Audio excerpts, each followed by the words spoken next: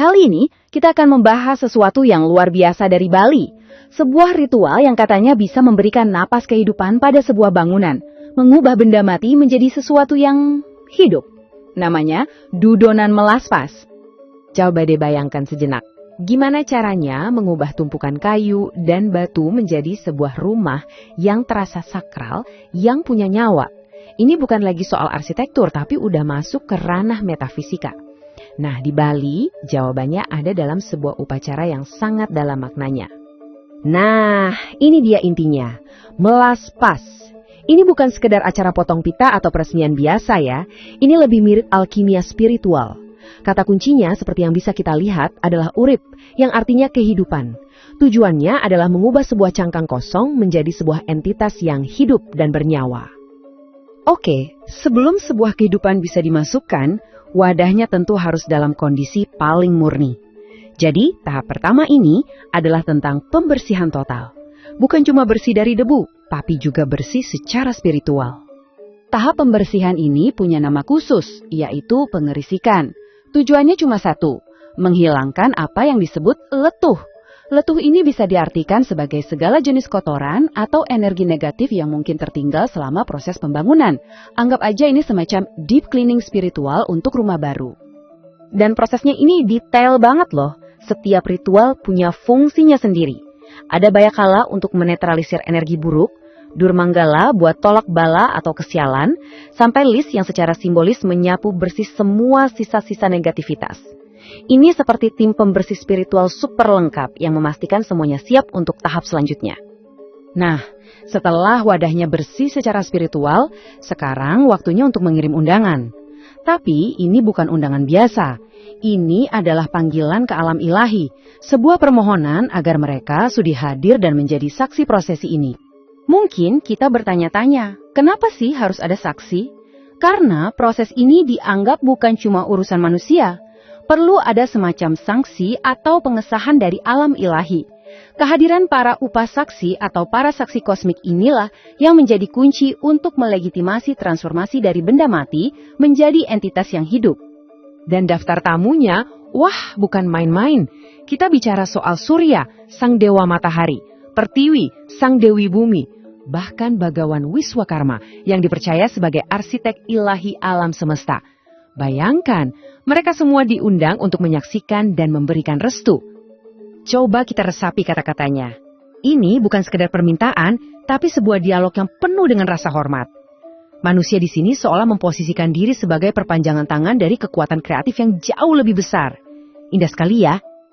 Oke, semuanya sudah siap, bangunan sudah bersih, para dewa sudah hadir sebagai saksi. Sekarang, kita sampai di momen puncaknya. Inilah saat di mana percikan kehidupan itu dinyalakan. Saatnya proses animasi dimulai. Inilah jantung dari seluruh upacara melaspas, pangurip-urip. Artinya, ya secara harfiah memberi hidup.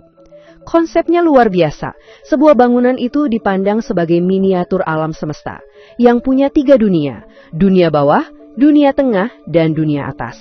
Dan setiap dunia ini harus dihidupkan secara terpisah. Nah, di sini kita bisa lihat rinciannya. Dunia bawah atau sor yang terhubung dengan bumi dihidupkan dengan simbol getih atau darah dan aksara suci ang. Lalu dunia tengah, tempat kita manusia beraktivitas, dihidupkan dengan adeng atau daging dan aksara ung. Dan terakhir, dunia atas atau luhur, yaitu atap yang menyentuh langit, dihidupkan dengan pamor atau esensi dan aksara mang. Ang, ung, mang. 3 suara suci penciptaan. Dan inilah momennya. Mantra ini diucapkan berulang kali. Teka urip, teka urip, teka urip. Ini adalah sebuah perintah, permohonan, sekaligus proklamasi. Dengan 3 seruan ini, bangunan itu tidak lagi diam. Ia telah bangkit. Tapi tunggu dulu, tugasnya belum selesai. Kehidupan yang baru lahir ini masih perlu distabilkan. Tahap berikutnya adalah menambatkan atau mengunci energi suci ini, menyelaraskannya dengan tatanan alam semesta yang lebih besar. Jadi, setelah dihidupkan, bangunan ini perlu dipetakan secara kosmik. Ia harus menjadi sebuah mikrokosmos, cerminan kecil dari alam semesta. Caranya gimana? Dengan menempatkan para dewa penjaga di setiap penjuru mata angin bangunan tersebut. Coba kita lihat petanya. Di timur, ada Dewa Iswara, di selatan Dewa Brahma, di barat ada Mahadewa, dan di utara ada Wisnu. Dan di titik pusatnya ada Dewa Siwa. Dengan menempatkan para dewa ini secara simbolis, bangunan itu sekarang terhubung, berlabuh dalam tatanan ilahi yang agung. Kita pun sampai di penghujung perjalanan spiritual ini. Transformasinya sudah hampir sempurna.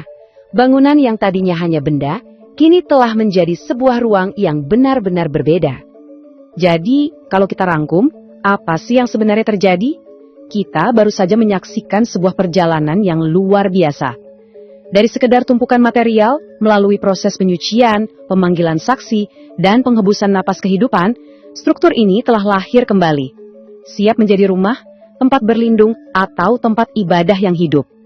Dan seluruh upacara ini ditutup dengan doa penutup yang indah. Sebuah pernyataan bahwa prosesnya telah selesai. Semua yang kotor sudah dilebur, dan yang tersisa hanyalah kemurnian yang sempurna. Sebuah akhir yang begitu damai untuk sebuah proses yang luar biasa. Nah, ini semua membawa kita pada satu pertanyaan terakhir untuk direnungkan. Kalau sebuah bangunan saja bisa dianggap hidup, bagaimana hal itu mengubah cara kita berinteraksi dengan dunia di sekitar kita? Mungkin rumah, kantor, atau bahkan kota tempat kita tinggal juga punya potensi untuk menjadi lebih dari sekedar benda mati. Sebuah pemikiran yang menarik, bukan?